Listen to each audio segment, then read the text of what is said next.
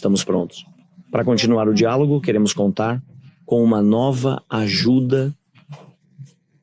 Estamos muito fortes e a Ucrânia se elevou em sua produção pessoal própria e interna.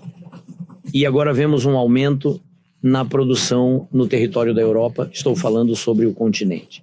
Não estamos falando apenas dos países da União Europeia. E isso, a propósito, é um dos sinais importantes em relação ao apoio à Ucrânia ou ao posicionamento do continente. Não estamos falando apenas dos países da União Europeia, estamos falando sobre a segurança da Europa, o que significa também o posicionamento de contingentes ou garantias de segurança desenvolvido pela Europa. E os representantes dos países correspondentes já estiveram hoje ou participaram online. E por isso, sabe, como dizem, contamos com a ajuda dos Estados Unidos da América, sem dúvida. E eu acredito que a interrupção de tal ajuda, a ajuda será então exclusivamente para Putin. E por isso acredito que os Estados Unidos, representantes do mundo civilizado, líderes, eu trabalho com minha equipe por qualquer desafio, justamente para que meu exército não tenha surpresas. Patrick Fowles, da revista The Economist. Presidente, eu tenho uma pergunta sobre o novo plano com a Europa e a Ucrânia que você espera apresentar. Os americanos estão pedindo concessões de você. Talvez você pudesse falar sobre duas áreas. Uma é se você estaria disposto a aceitar a linha de contato atual como a nova fronteira, de fato, da Ucrânia. E a segunda é, você estaria disposto a aceitar o levantamento das sanções contra a Rússia como parte desse novo plano?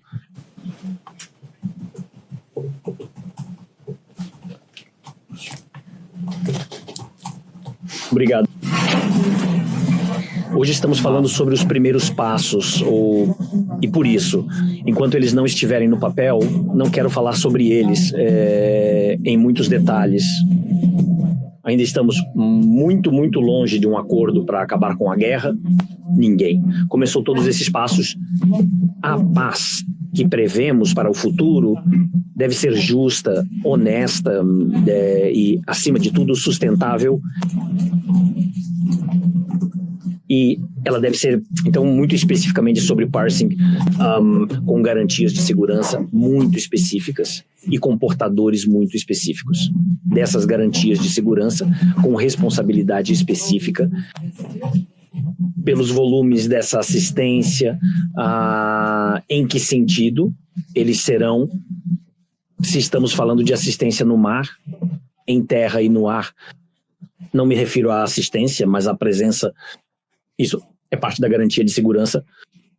Hoje não estamos falando de concessões, porque isso seria uma conversa errada. Estamos ouvindo sinais de diferentes fontes. Todos devem entender que a Ucrânia nunca reconhecerá quaisquer territórios ocupados pela Rússia como territórios russos. Para nós, isso será uma ocupação temporária, dependendo do apoio à Ucrânia. Dependerá a confiança do nosso povo. Por isso, estamos hoje determinados que essas garantias de segurança devem ser tais que impossibilitem 100% a possibilidade de a Rússia vir com outra agressão, ou se ela fizer isso, ela enfrentará resistência. Não. Apenas da Ucrânia, mas também de outros. É ainda cedo para falar sobre isso hoje. Acho que não quero simplesmente falar sobre alguns detalhes.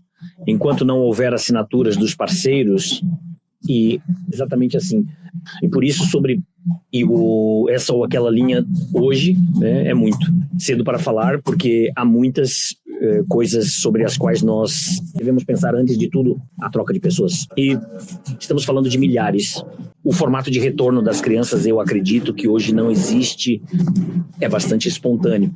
Isso ajudou vários parceiros. 1.000 crianças voltaram. Estamos falando de 20.000. Ou seja, temos desafios sérios pela frente. Sanções. Por isso, sanções. Eu sei que eu estou levantando esta questão, não quero falar, por enquanto não quero dizer quem, vocês jornalistas, vocês veem isso de qualquer maneira, mas faremos tudo e hoje os parceiros concordaram em aumentar a pressão das sanções e não o contrário. Isso, francamente, provavelmente não será fácil, porque há uma unidade de muitos países, mas há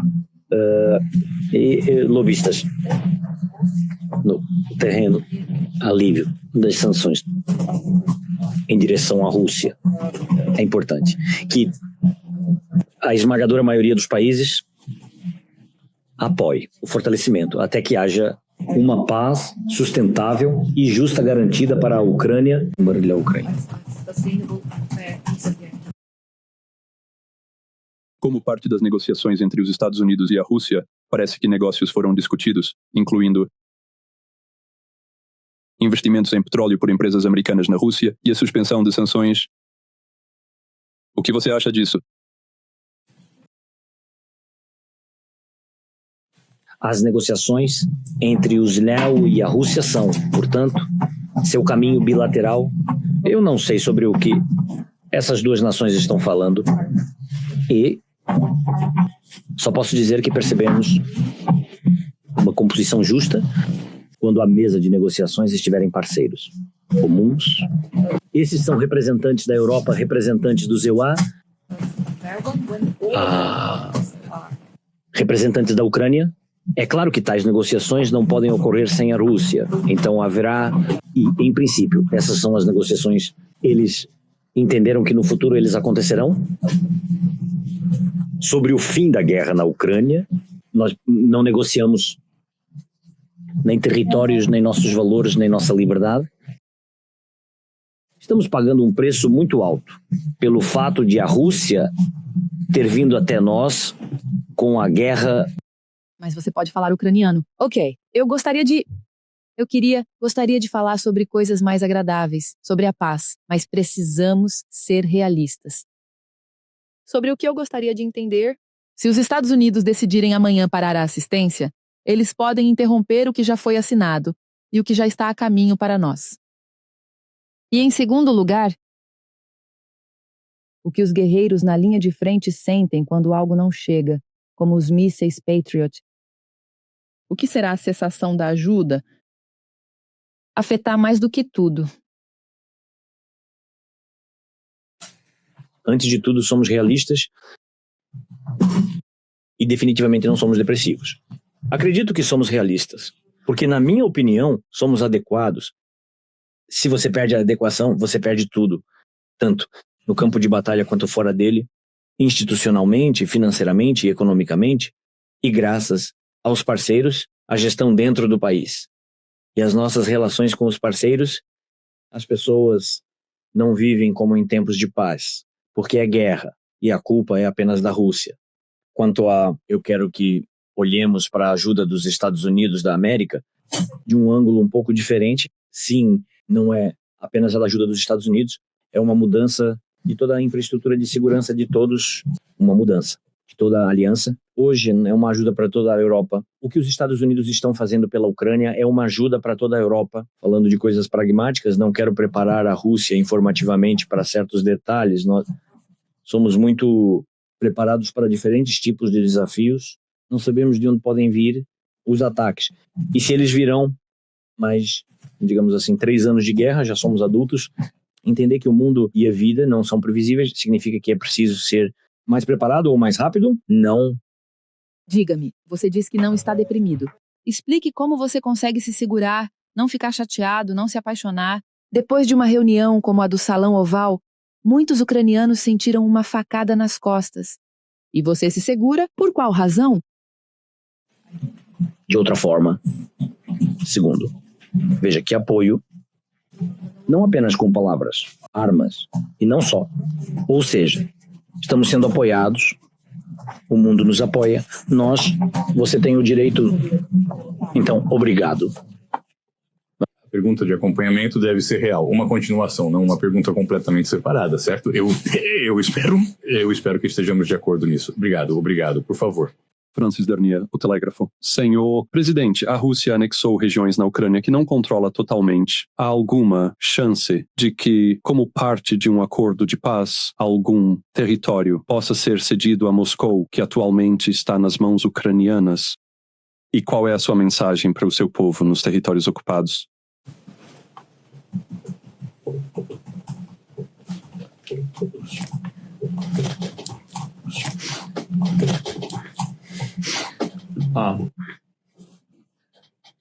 Obrigado pela pergunta. Eu não estou escrevendo sobre nós. As chances de que nós, com a nossa vontade, vamos devolver algo, não há demora. Não. E não apenas porque somos assim. Embora, sem dúvida, isso seja o número 1. Há uma lei, e mesmo que um país como a Rússia viole o direito internacional, isso não significa que os outros vão aceitar isso. Nós já passamos por isso. Eu me lembro de toda essa jornada que estamos passando hoje. Nós devem se basear tanto na Carta da ONU quanto na compreensão do direito internacional de todos os parceiros e se basear no fato de que o tempo vai chegar. A Ucrânia vai voltar. Ucraniano, quem não quer nada além do necessário, ninguém quer o que não lhe pertence, porque quando você pega algo que é de outra pessoa, ou ocupa algo, ou age de forma contrária à lei, tudo isso vai voltar para você. Se você tirar a casa de alguém, sua terra, sua vida, vão tirar de você. É uma questão de tempo. Por isso, não há aqui o que não há do que falar. Mas eu me pergunto, existe algum acordo de paz que você poderia assinar que envolvesse território indo para Moscovo que não está sob controle? Você disse não sob sua ambição, mas há alguma chance? Você poderia assinar esse acordo?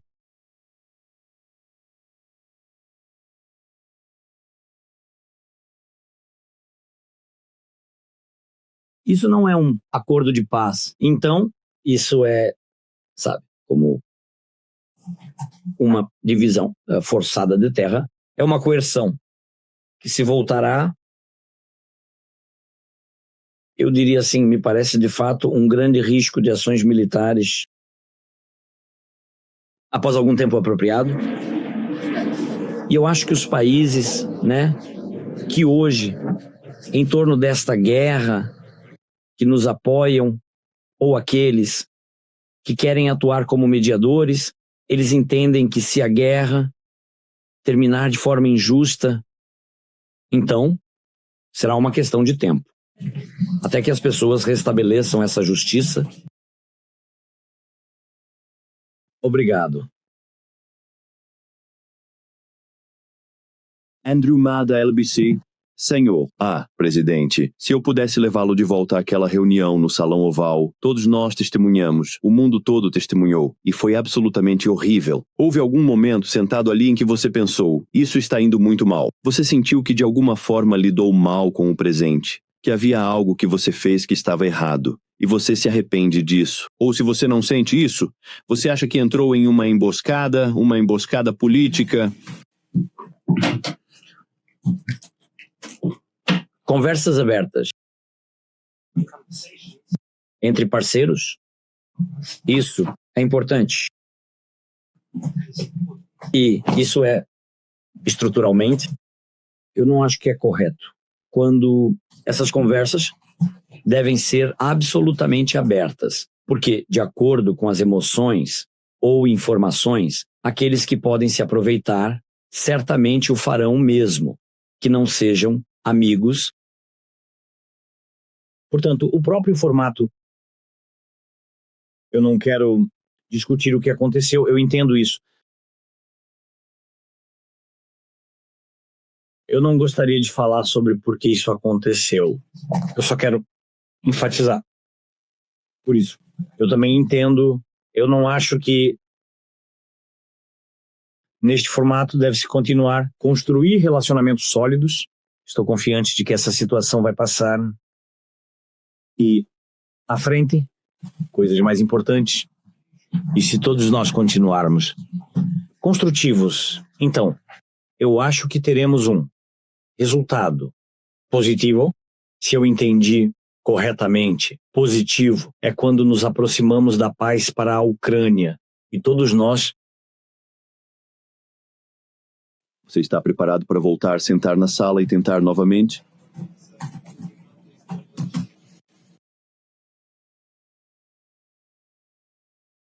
Olhem, funciona de maneira diferente. Eu não vim para tentar. Eu viajei de trem por 12 horas. Depois voei por 11 horas, porque o presidente do ZEUA me convidou. E este é um dos nossos principais parceiros. E para mim é uma honra estar na Casa Branca quando sou convidado pelo presidente do ZEUA. Assim como eu me encontrei com os senadores, nunca ofendemos ninguém. E sempre encontramos apoio bilateral. No formato bipartidário, quero dizer, no formato seja no Senado ou na Câmara dos Representantes, e sempre tentamos ser o mais politicamente corretos possível. Eu apenas presidente da Ucrânia, e eu acho que nosso país não é melhor para os outros, mas definitivamente não é diferente. E com todas as minhas ações desde o início da guerra, eu faço isso. Eu só estou dizendo que nós dignos de diálogo igualitário. Então, se o presidente do seu me convidar com diálogo construtivo, eu represento os interesses de um país que depende muito de apoio, de parceria. E, por isso, se me convidarem para um diálogo construtivo, um diálogo para resolver problemas reais, para questões sérias e ações e respostas decisivas. Eu farei isso por respeito à América, ao povo americano, ao presidente e aos dois partidos, aos Estados Unidos e a Kiev.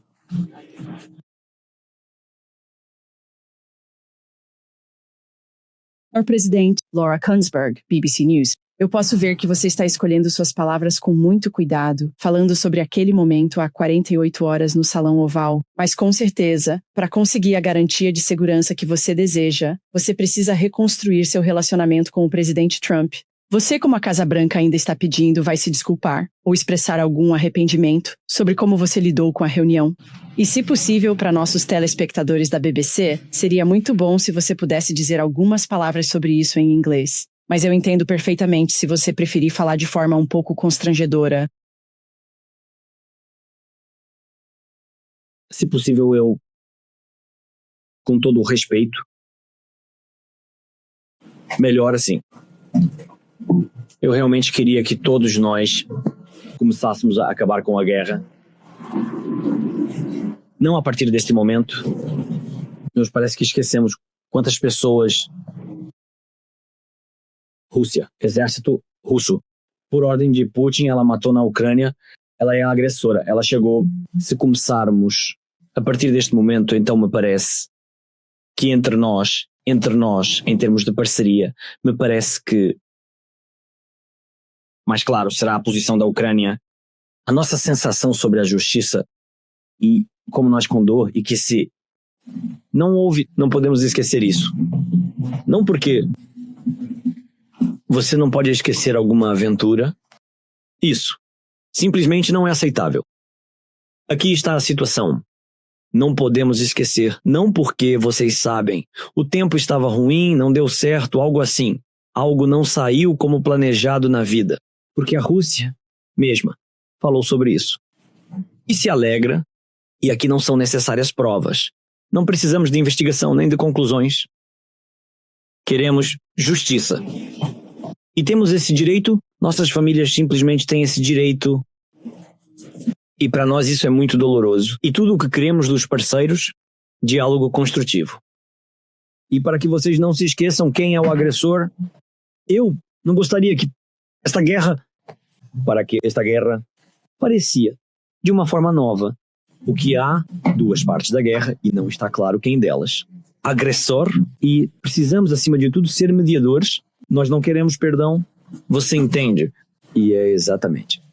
Isso que eu queria dizer sobre isso. Obrigado. Eu estou. Certo, Vitaly Oleksievich, eu saí. E algo existia. Avançar para obter as garantias que você deseja. Da América para a sua segurança. A Casa Branca está deixando claro para o mundo que eles precisam que você ceda de alguma forma. Eles disseram hoje que você precisa aceitar ceder algum território. Eles ainda querem que você assine este acordo de minerais. E se você não ceder, então talvez você fique preso no sofrimento do seu povo que você acabou de mencionar. Então, você está disposto, em princípio, a falar sobre ceder território, a expressar algum arrependimento em relação ao presidente Trump ou a assinar o acordo de minerais? Ela não estava pronta, havia muitas opções. Uma última opção, ela está pronta. Os ministros podem assiná-la. Eu, como presidente, disse que podemos fazer isso.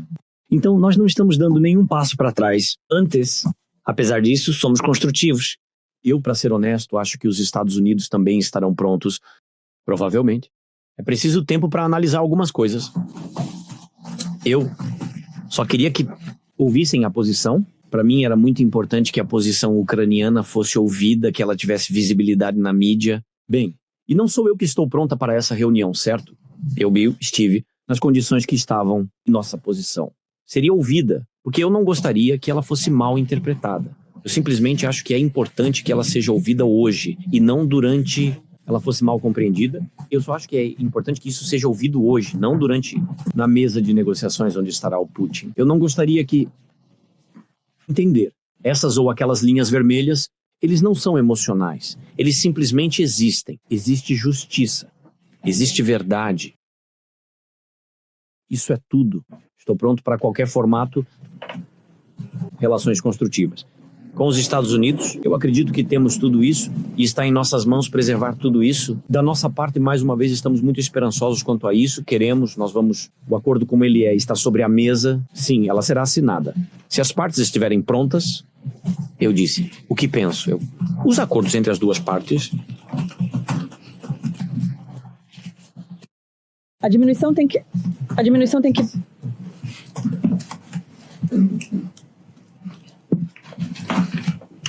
Boa noite, senhor presidente. Natália Goncharova, TSN 1 Plus, do canal ucraniano. Eu só apareci, Natália. Tudo em ucraniano já esqueci. É normal. Em ucraniano é melhor. Essa situação gerou rumores, mas queremos ouvir de você o que aconteceu depois que a imprensa saiu do gabinete oval e antes da sua partida. Aqui está a sequência de ações. Eu acho que vamos deixar isso, por enquanto. Para... Uma pergunta rápida. Posso fazer mais uma? Eu entendo. Posso fazer mais um follow-up? Outro assunto. Sobre outro. Hoje, novamente, a América falou muito sobre o que eles querem de você. E sobre o território para que cheguem os pacificadores europeus. E que você ainda vai ter que se desculpar por isso. E ceder territórios. Eu entendo que você já falou sobre o território. Sobre as desculpas, assim como sobre o que fazer nessa situação. Se isso for uma situação tópica. Eu acho que pessoas inteligentes sempre encontram soluções vantajosas. Situações. Este é o primeiro. A segunda história, eu acho que teremos no papel uma compreensão clara da infraestrutura, das garantias de segurança, do que nos protegerá. Eu não quero entrar em discussão sobre este tema. Quais garantias de segurança cada parceiro vê? Parece-me mais construtivo quando dizemos o que nos protegerá especificamente, e por isso eu acho que devemos discutir o formato das garantias de segurança, do contingente, da quantidade. Então nós estaremos, e isso será, estou convencido de que é um processo suficientemente público, mas depois que nós entender uns aos outros internamente. Eu acho que hoje precisamos que os líderes trabalhem. Essa questão definitivamente não é sobre anos. Nós queremos, acima de tudo, que haja paz na Ucrânia, e eu respeito a posição de cada um, mas nenhum dos líderes discute. E aqueles que discutem que alguém quer mais paz do que nós, bem, simplesmente não entendem o que nosso povo sente. Tenho direito à sua opinião, novamente, mas simplesmente não sabem o que está acontecendo com os ucranianos. Nós queremos acabar com a guerra. Os militares querem voltar para suas famílias. Nós queremos trazer as pessoas de volta para casa. Nós queremos que as crianças voltem para a escola. Nós queremos que as pessoas não morram. Independentemente disso, é um grande respeito por todos aqueles que deram suas vidas pela nossa independência. Nós não queremos que o Putin vença. É uma guerra pela independência. Nós não vamos deixá-lo vencer. Quem quer que diga algo, mas por trás das portas fechadas, você conseguiu perguntar sobre a trauma. O que exatamente nos protegerá? Ele te deu alguma resposta sobre essa questão. Para o futuro.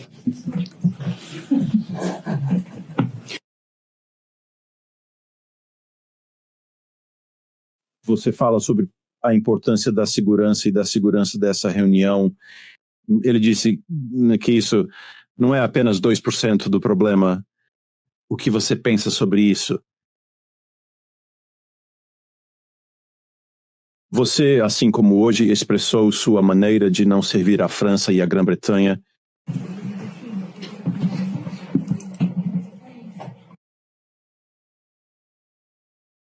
Antes de tudo, eu não estou pronto. Para dar porcentagens, eu simplesmente não sei sobre o que o presidente Trump falou especificamente. Eu me lembro do que você está falando agora. Eu me lembro desse momento. Sim, mas você sabe, a OTAN, você sabe, os Estados Unidos, eles não apoiam isso, mas se eu falasse sobre a OTAN e o que isso significa para o povo da Ucrânia, eu diria que não é 2%, mas muito mais, porque isso é confiança no amanhã. E se você perguntar aos ucranianos, se estamos falando sobre os ucranianos, não sobre certos parceiros ou certos líderes de países que não estão em guerra, simplesmente não devemos comparar isso, é apenas outra, não. Estamos vivendo a vida como queremos viver. Estamos em guerra e não somos nós que escolhemos nossa vida hoje, mas lutamos para poder escolhê-la hoje. O caminho da nossa vida prescreve exército. Da Rússia, nós paramos. Esse seu caminho, simplesmente paramos, porque queremos escolher nosso próprio caminho. Qualquer que seja a fase da guerra, se quente ou completamente diferente, é muito importante fazer tudo para que, eu acho que para nós é muito importante. Garantias de segurança. Para nós isso é uma contribuição muito forte, quanto à França e à Grã-Bretanha.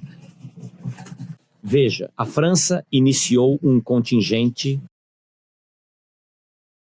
A Grã-Bretanha disse, estamos prontos para apoiar 2 armadas que estão prontas.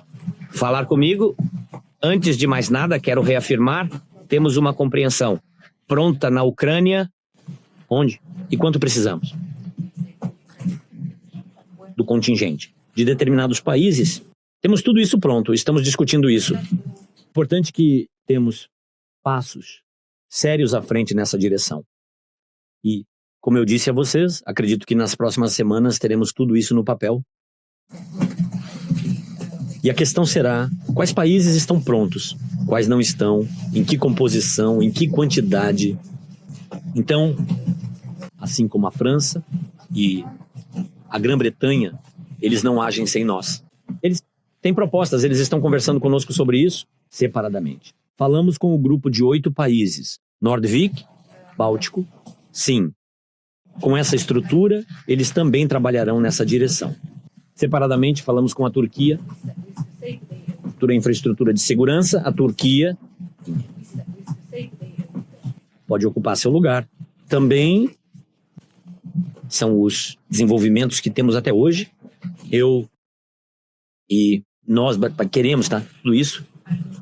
Queremos agora unir todos esses diferentes formatos em um único formato. E então, quando isso estiver pronto, estaremos prontos para compartilhar com as sociedades. E como compartilhamos com as sociedades? Sempre através de vocês, através de seus colegas, através da mídia, porque garantias de segurança, quando dizemos, são necessárias para o país, são necessárias para a Ucrânia. Garantias de segurança são necessárias para as pessoas, simplesmente para as pessoas É para elas. Tudo isso é para elas.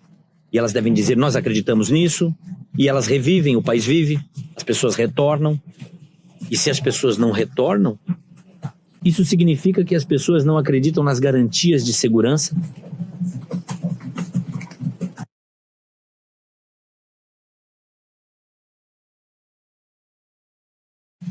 Senhor presidente, Peter Mandelson, o novo embaixador britânico em Washington, disse hoje que acredita que a Ucrânia deve ser a primeira a se manter firme e depois negociar com a Rússia.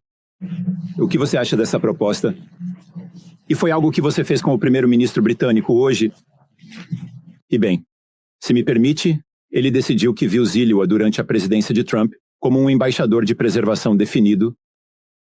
É essa a caracterização que você está descrevendo?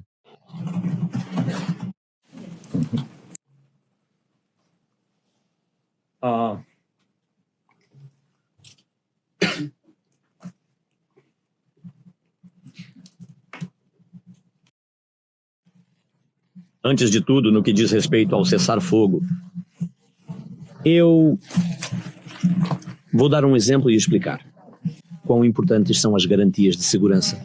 Um exemplo que está relacionado ao cessar-fogo. Não me lembro se já dei esse exemplo publicamente ou apenas aos líderes, mas eu não vejo nisso um grande segredo. Quando me tornei presidente, tínhamos uma linha de contato e desde o início.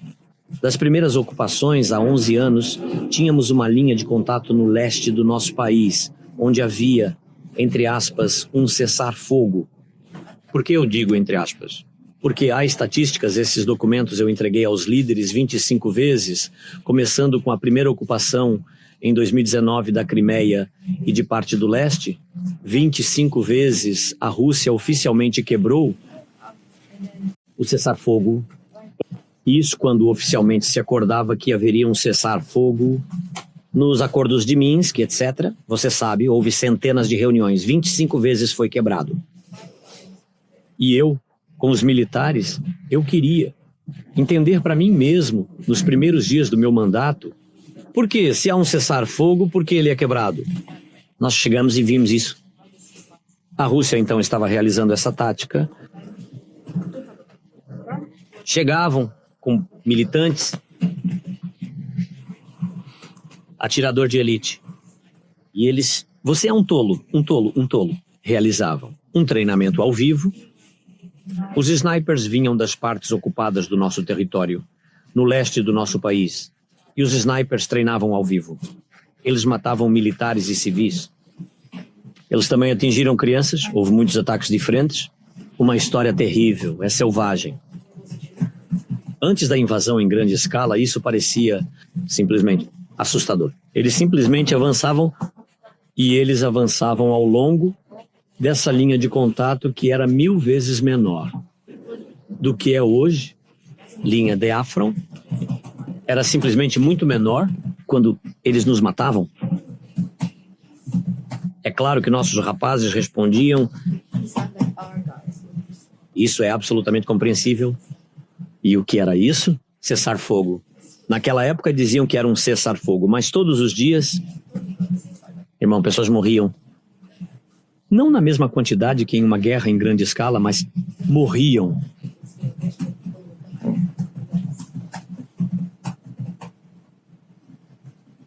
Se não houver ambos o fim da guerra,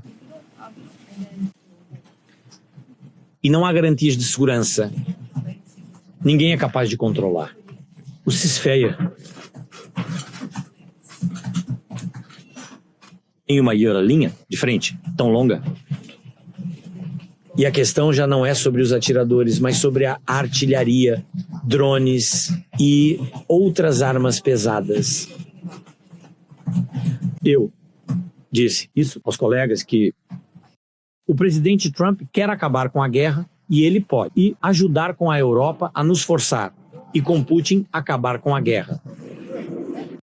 E eu disse, será um fracasso para todos se todos disserem. Este é o ceasefire. E o que isso será? Nós vamos mostrar provas de que foram eles quem vai ganhar com isso? Os russos. Bem, com certeza não nós. Com certeza não os Estados Unidos. Com certeza não o presidente dos Estados Unidos e nem os colegas europeus, porque toda a ideia de que assim que houver um cessar-fogo, isso será o fim da guerra, não é suficiente. O acordo assinado sobre o cessar-fogo já foi um acordo meu com ele.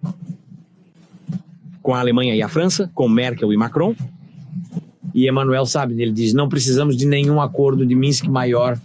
Ele sabe disso. É impossível cumpri-los, é uma armadilha. E por isso eu acredito que vamos falhar. Vamos falhar. Se tudo isso for chamado apenas de cessar-fogo.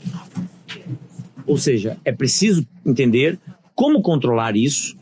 E é por isso que eu sempre digo que se falamos sobre contingente, não podemos simplesmente dizer que haverá um contingente onde ele estará.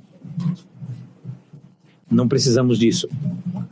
E se alguém violar o cessar-fogo, os russos vão violar, tenho certeza disso. Mas não quero discutir isso agora. Ninguém ganha com isso. Porque assim que virmos as primeiras vítimas, um projétil de artilharia na escola. Não. É tudo acabou. Simplesmente acabou. E esta é a continuação da guerra. E não sabemos em que formato. Continuará. É disso que falamos quando perguntamos quem estará no controle. Que pessoas? Que forças?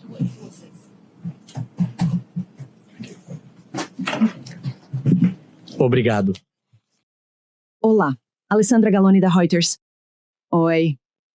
Então, você disse várias vezes na última hora que todos estão interessados em não permitir que Putin vença, mas parece que nas últimas semanas os EUA podem não sentir mais dessa forma.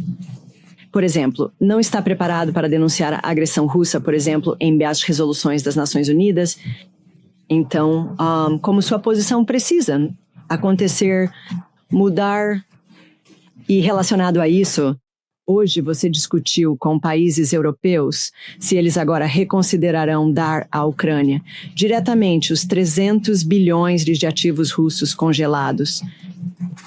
Putin. Quem é o agressor? A Rússia. Quem deve pagar por isso? Os russos. Quanto aos ativos, está sendo levantado. Essa é a questão. Esses ativos que estão congelados devem ser usados pela Ucrânia para armamento ou para a reconstrução da Ucrânia, onde será a prioridade, o que será necessário antes. Isso depende novamente desta guerra. Quanto aos passos diplomáticos dos Estados Unidos, sobre a resolução, etc., eu não sei as táticas dos Estados Unidos da América. E por isso eu considerei que nosso encontro com os Estados Unidos da América é necessário para que possamos nos entender e para que não haja surpresas, porque para nós isso é doloroso. E eu não acho assim, mas essa é a minha opinião, que ao fazermos isso nós enfraquecemos a pressão sobre a Rússia, mudamos a retórica em relação à sua agressão, abrandamos os documentos sobre a invasão russa, abrandamos a retórica. E isso eu, como sua colega disse hoje, estou escolhendo minhas palavras com muito cuidado. Isso é verdade? Estou escolhendo. Isso levará para, digamos assim, flexibilidade do líder da Rússia. Eu não acho. Assim, mas como eu disse a você que eu não conheço a prática. A única coisa que acho errado é que a questão do fim da guerra na Ucrânia, digamos assim, é guiada por uma tática desconhecida para nós. Eu simplesmente acho que, bem, isso não trará passos rápidos, positivos ou seguros para a Ucrânia acompanhamento. Então você disse que teve a reunião para se entenderem. Então você e o presidente Trump agora se entendem sobre a Rússia.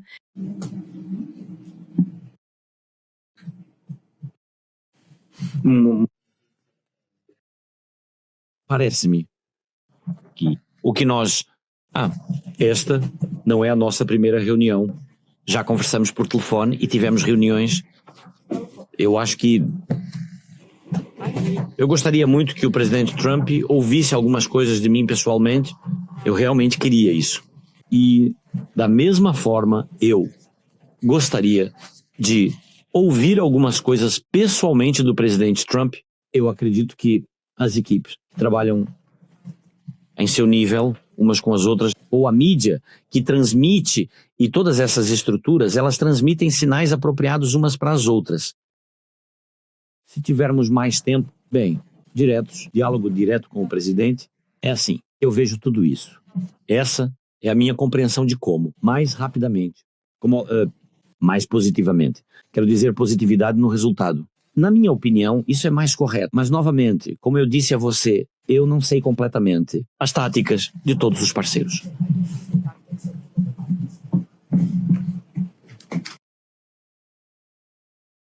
Você concorda que o objetivo final de Putin é não apenas tomar algum território possa ir, mãos podem ouvir alguns, e é destruir?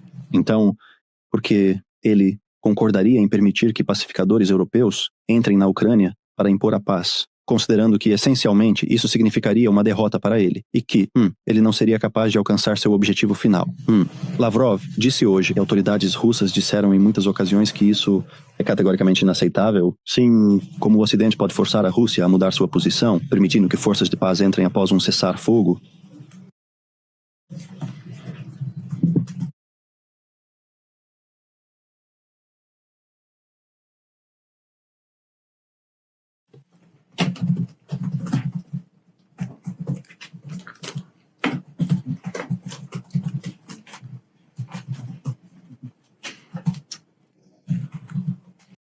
Muitas terras, eu honestamente não entendo muito bem para que eles precisam de terras, e eu acho que ninguém entende muitas coisas, e eles nem têm tecnologia lá. Eles vão precisar de muito tempo. Eles vivem no soviético, não no mercado. Isso é desculpado. Por quê? Porque existem forças que controlam os minerais, a extração, etc. Em princípio, o Estado controla tudo isso. E para desenvolver tudo isso, como é feito na extração? A questão não é sobre terras. A questão do mundo russo, eles construíram isso para si mesmos como um direito interno, um direito próprio. Essas são suas visões. Portanto, uma Ucrânia forte não é necessária para eles.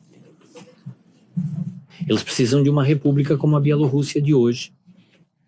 Ou seja, isso é nominalmente, mas na prática isso é uma armadilha. Rússia.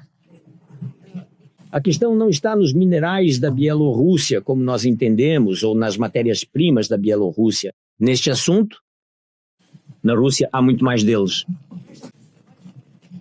A questão é essa.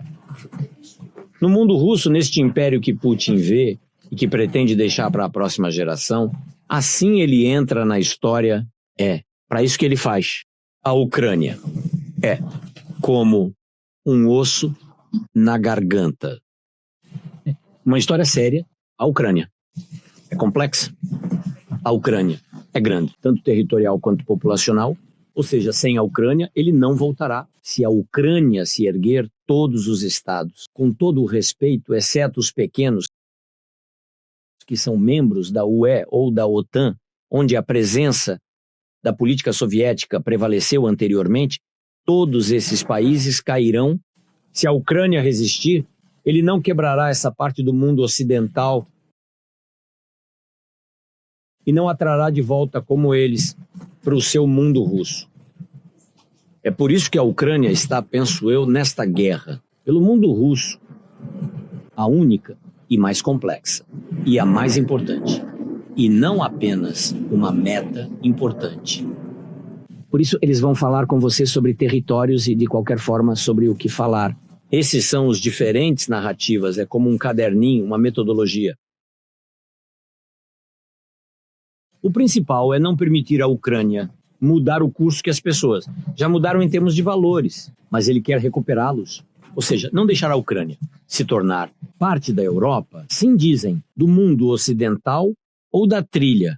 A Ucrânia é assim. Mas ele mostra como é quando ele ocupa, ele mostra que isso pode funcionar. Olhem para a Geórgia. Nós conhecemos pessoas lá, são pessoas pró-europeias, mas ele vai mudá-las um pouco. Ele não os deixou se integrar nem na UE, nem na OTAN. Ele congelou a guerra. Ele ocupou a Abkhazia.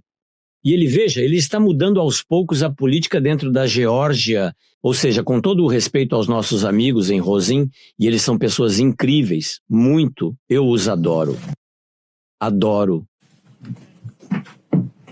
Mas eles, entendem, eles veem que política, parlamento, liderança. Eles hoje olham para a Rússia, ou seja, os russos conseguem, onde estão presentes, mudar o rumo do Estado. Mesmo que as pessoas estejam contra, porque um pouquinho, todo dia, a cada passo com o exército, a polícia, o dinheiro, a política, eles fazem isso.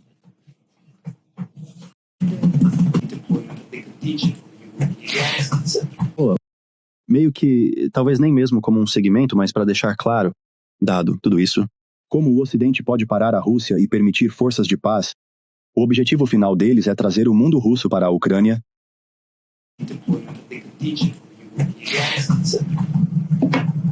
Exatamente assim. Não remover as sanções. E intensificá-las ao máximo. Ou seja, a economia dele está em uma situação muito complicada, ela vai piorar. Destruir ao máximo os preços do petróleo e dos combustíveis. Essa é uma história, isso é pouco. A frota sombra também deve cobrir o sistema bancário, fechá-lo totalmente, cortar todos os relacionamentos onde ele contorna as sanções, incluir países que hoje ajudam a contornar as sanções, porque eles, antes de mais nada, não é porque são amigos dos russos. Eles ganham dinheiro com isso, aproveitando essa situação, para oferecer a esses países outra fonte de renda, oferecer uma alternativa. Eles são russo, dão a eles gás barato, cortem tudo. Imponham sanções totais. E o que já está acontecendo é que a economia deles está em degradação. E essa degradação vai acontecer mais rápido. E então diga, aqui está o nosso plano. Essas sanções, você vê, essas sanções estão funcionando agora. E aqui está a lista de sanções que vamos implementar amanhã. Se você não parar a guerra, se você não permitir o contingente ou se for contra, etc. Além dessa sanção, aqui está o pacote de armas que vamos fornecer à Ucrânia. Você vê que o exército deles é capaz de te parar, sim. E aqui nós vamos dar a eles armas, que ela vai destruir toda a sua energia, todas as suas fábricas militares. E você, além da economia, vai ter sua capacidade de produzir armas, mísseis, etc., diminuindo, terminar toda a história com isso.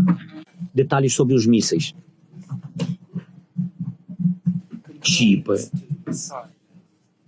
Muitas tecnologias e eletrônicos diferentes são fornecidos por empresas dos países correspondentes. Todas as empresas, todas as companhias são conhecidas. Tudo isso existe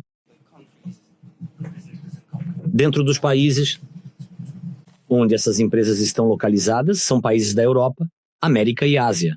Essas estruturas empresariais são negociar com eles,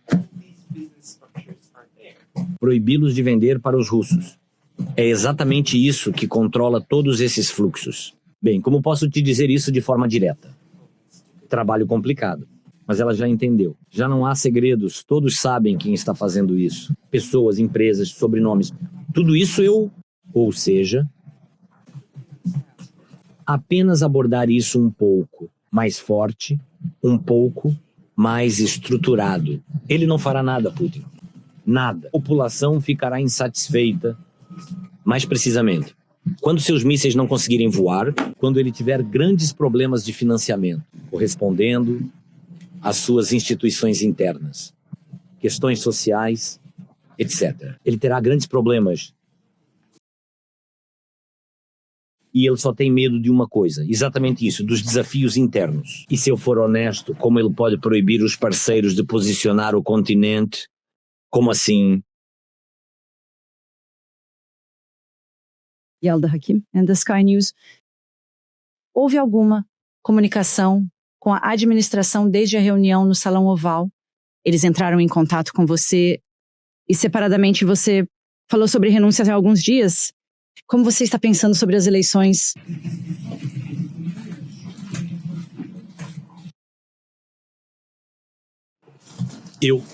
Bem, comunicações existem. Não definitivamente, absolutamente, no meu nível. E quanto a renunciar, se eu mudar, bem, eu posso simplesmente dar, como dizer, do que está acontecendo agora com o apoio. Me trocar é fácil, mas não será simples. Ou seja, não basta apenas realizar as eleições, é preciso também não me permitir. É um pouco mais complicado. Parece que precisamos chegar a um acordo comigo. E eu disse que estou trocando por nada. Então eu cumpri minha tarefa. O que é a OTAN? E a guerra acabou, então eu cumpri minha missão. Embora, se formos sinceros, isso parece bem. O que as pessoas não vamos tocar em suas posições, digamos assim, cidadãos de outros países. Eles contam. Ucranianos, qual deve ser o presidente deles? Especialmente se essas pessoas ocupam cargos oficiais. Isso, se formos sinceros, parece não construtivo e não democrático. Estamos falando sobre valores. Bem, tudo definitivamente parece não muito democrático. Talvez essa seja a saída para todos, tanto para Putin quanto para todos. Se eu não sou tão flexível como eles dizem, sim. Bem, estou sendo sincero.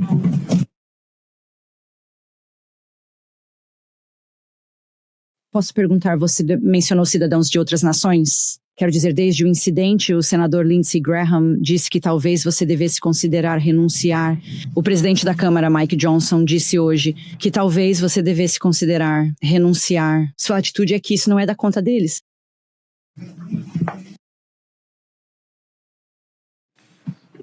Lindsey, a mãe. Graham, um rapaz muito bom, muito correto. Para falar sobre quem deve ser o presidente ou se eu devo deixar o cargo, eu posso conceder a ele a cidadania da Ucrânia, Lindsey, e então ele se tornará cidadão do nosso país. E então começará, digamos, sim, então a voz dele ganhará peso. E eu, como cidadão da Ucrânia, serei ouvido em relação a quem deve ser o presidente. Mas Lindsey representa o partido que defende os valores democráticos e, por isso, de qualquer forma, teremos que escolher o presidente da Ucrânia. Não em casa do Lindsey Graham, mas nas eleições na Ucrânia. Discutimos ter algumas rodadas de perguntas, mas só tivemos tempo para uma. Porque já se passou 1h30. Não. Ok. Já se passou 1h30, quase 1h30, então é hora. Muito obrigado. É uma história possível que o presidente Macron contou às pessoas ao seu redor? Dizendo que ele e Starmer não acreditam em um cessar-fogo assinado pelos americanos e pelos russos? Ele disse ao Le Figaro que está convencido de que Putin buscará, acima de tudo, humilhar a Ucrânia. E como alternativa, ele e Keir Starmer propuseram uma trégua que duraria 1 mês. Você estava ciente dessa proposta e concordaria com ela?